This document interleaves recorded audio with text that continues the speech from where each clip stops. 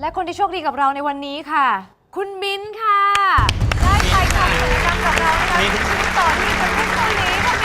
มิ้นท์ ที่เกือบพรากชีวิตเธอไป ใบหน้าที่ถูกจองจำด้วยรอยแผลพาดยาวเกือบทั้งหน้าทำให้ใบหน้าอีกครึ่งของเธอเบี้ยวอย่างเห็นได้ชัด อีกทั้งยังมีเนื้อที่ห้อยลงมาอีกด้วยร่องรอยจากอุบัติเหตุที่กลายเป็นแผลเป็นบดบังความสวยของเธอ สาวที่ต้องเสียโฉมเพราะอุบัติเหตุมิ้นท์ กิรติ อุบัติเหตุก็เกิดขึ้นเมื่อประมาณ3 ปีที่แล้วอะค่ะช่วงที่จบม .6 มาค่ะก็คืออีก1 เดือนเนี่ยเราจะได้เข้าไปเรียนวิทยาลัยพยาบาลค่ะก็ตอนนั้นซ้อนท้ายมอเตอร์ไซค์ไปกับเพื่อนค่ะก็แล้วก็โดนรถชน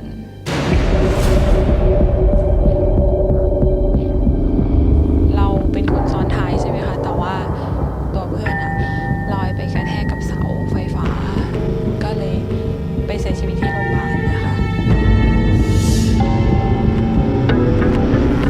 เราจำได้แค่ว่ามันเป็นแบบภาพวูบๆอะค่ะเหมือนเป็นความฝันอะเราก็มารู้สึกตัวอีกทีก็คือมีคนมาเรียกถามว่า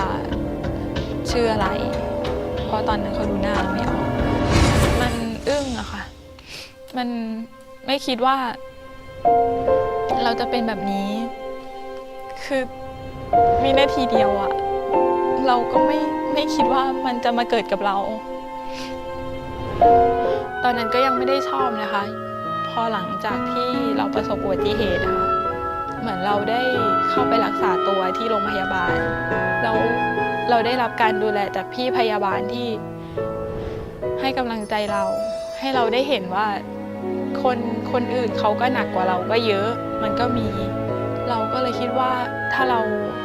ได้ทำงานเป็นพยาบาลเราจะทำงานอย่างเต็มที่แล้วก็ทำเหมือนพี่เขาอะ ทีหนึ่งตอนที่เราเช็คร่างกายของน้องอย่างละเอียดใช่ไหมคะ 지금 예, 정확한 것은 우리가 CT나 다른 어떤 검사가 한국에 가면 정밀 검사를 통해서 정확한 진단이 내려지겠지만 제가 지금 봤을 때 불행 중 다행인 것은 뼈에 어떤 비대칭은 심하지 않습니다. 현재 첫 번째는 이마에서부터 이렇게 길게 있는 흉터를 첫 번째는 저거에 대한 흉터 성형 수술이 필요할 것 같고요. เราไม่คิดว่าเขาจะพาให้หนูอะเพราะว่าเราก็พอรู้ว่าเรื่องนี้มันก็รักษายากแล้วก็ไม่คิดว่าเขาจะยอมเสี่ยงไปกับหนูไม่คิดว่าเขาจะยอมผ่าตัดให้หนู และก็ถึงเวลาผ่าตัดในเคสของมิ้นท์ทีมแพทย์ต้องรักษาบริเวณเนื้อที่ย้อยลงมาให้กลับเข้าที่มากที่สุดที่สำคัญรอยแผลขนาดใหญ่บนใบหน้าคุณหมอก็จะรักษาให้เล็กลงและปรับรูปหน้าของมิ้นท์ให้ดูสมส่วนมากขึ้นในที่สุดมิ้นท์ก็ออกมาจากห้องผ่าตัดโดยมีคุณแม่ที่เฝ้ารอเธออยู่ตลอดทั้งคุณแม่และมิ้นท์เองดูเหมือนว่าจะมีกำลังใจที่ดีและ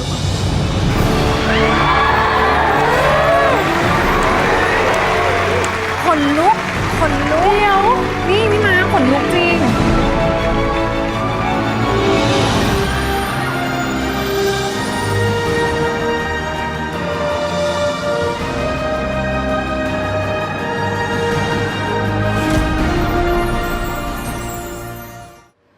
컨테스트를 할 때 사실 2가지 이유 때문에 제가 수술을 하기가 좀 어렵겠다고 생각했었거든요. 첫 번째는 신경이 완전히 마비가 돼 있었고요. 두 번째는 지금 그때는 몰랐지만 허벅지에 보면 굉장히 켈로이드처럼 흉터가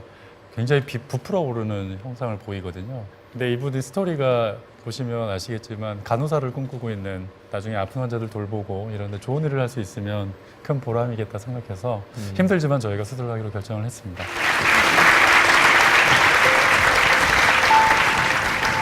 แม่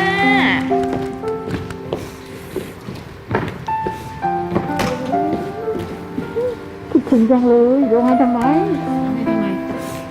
ร้องทำไมสวยแล้วอ่ะร้องทำไม ฮะ